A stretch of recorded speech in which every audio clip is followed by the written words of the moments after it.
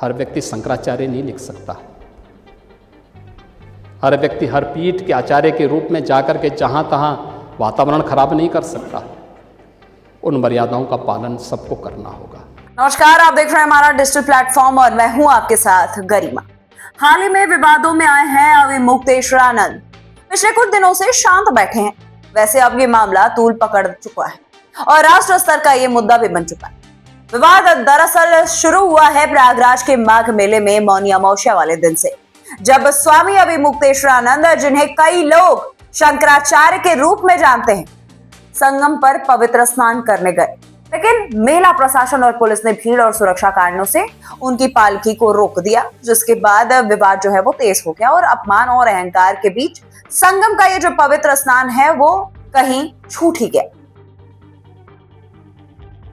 अपनी नाराजगी जताते हुए अविमुक्तेश्वरानंद ने 10 दिनों तक धरना दिया और माघ मेले को बिना स्नान किए ही छोड़ दिया। उन्होंने कहा कि दुख और आक्रोश के बीच स्नान करने से भी मन को शांति नहीं मिलेगी। मुद्दा तब और ज्यादा गर्मा गया दोस्तों, जब हुआ ये कि प्रशासन ने उनसे शंकराचार्य होने का प्रमाण मांग लिया। फिर तो जैसे भूचाल सा आ गया। दूसरे दलों ने भी इस मामले में खूब ज्यादा राजनीतिक रोटियां सेकी। इसके बाद अविमुक्तेश्वरानंद ने विवाद को राजनीति की ओर मोड़ दिया और सीएम योगी आदित्यनाथ और पीएम मोदी पर भी तंज कसा और उन्हें अपनी रिलीजियस डिवोशन यानी कि धार्मिक निष्ठा को साबित करने की चुनौती दे डाली। अविमुक्तेश्वरानंद का साफ ये कहना है कि हिंदू मूल्यों के समर्थक हो तो गौ हत्या पर रोक लगाओ और गाय को राज्य मां घोषित करो। जगत गुरु रामभद्राचार्य के शिष्य आशुतोष ब्रह्मचारी महाराज ने प्रयागराज के पॉक्सो कोर्ट में एक याचिका अविमुक्तेश्वरानंद के खिलाफ दायर की। उन्होंने अपनी याचिका में आरोप लगाया कि माघ मेले के दौरान 2 बच्चों ने शंकराचार्य के शिविर में अपने साथ हुए कुकर की आप बीती सुनाई। आरोप है कि बच्चों को गुरु सेवा के नाम पर बहलाया फुसलाया जाता था। आशुतोष ब्रह्मचारी का यह दावा है कि उनके पास इस कृत्य की एक वीडियो सीडी मौजूद है, जिसे वे सबूत के तौर पर अदालत में पेश करेंगे। जब विवाद बढ़ा तो स्वामी अविमुक्तेश्वरानंद ने कड़ी प्रतिक्रिया दी। उन्होंने इस एक सोची समझी साजिश बता दिया। आरोप उनका ये था कि उनके खिलाफ एक ऐसा कंट्रोल काम कर रहा है जिसकी मानसिकता अच्छी नहीं है। ऊपर से आरोप तो यूपी सरकार के इसमें शामिल होने का भी लगा डाला। दरअसल दोस्तों, पिछले दिनों यूजीसी नियमों के विरोध में अलंकार अग्निहोत्री ने इस्तीफा दिया था।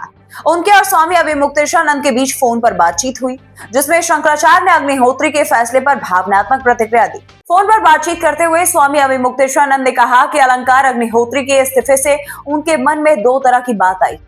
पहली तो ये पीड़ा है कि क्योंकि सिटी मजिस्ट्रेट जैसे पद तक पहुंचने के लिए सालों की कठिन मेहनत, लगन और फिर अनुशासन की आवश्यकता होती है और ऐसे पद को एक झटके में त्याग देना बेहद दुखद है। अब बात यह है कि आखिर सीएम योगी इस पूरे मुद्दे में कहां खड़े दिखाई दे रहे हैं। तो दोस्तों देखिए, सीएम योगी ने स्पेशली किसी को भी टारगेट तो नहीं किया, लेकिन हां, उन्होंने कहा कि कुछ ऐसे हैं जो सनातन धर्म की छवि को कमजोर कर रहे हैं। उन्होंने साफ कर दिया कि कोई भी धार्मिक भावना या सरकार के कामों को तोड़ने बिखेरने वाला काम बर्दाश्त नहीं करेंगे। सीएम अपने बयानों में बिल्कुल भी स्पष्ट थे।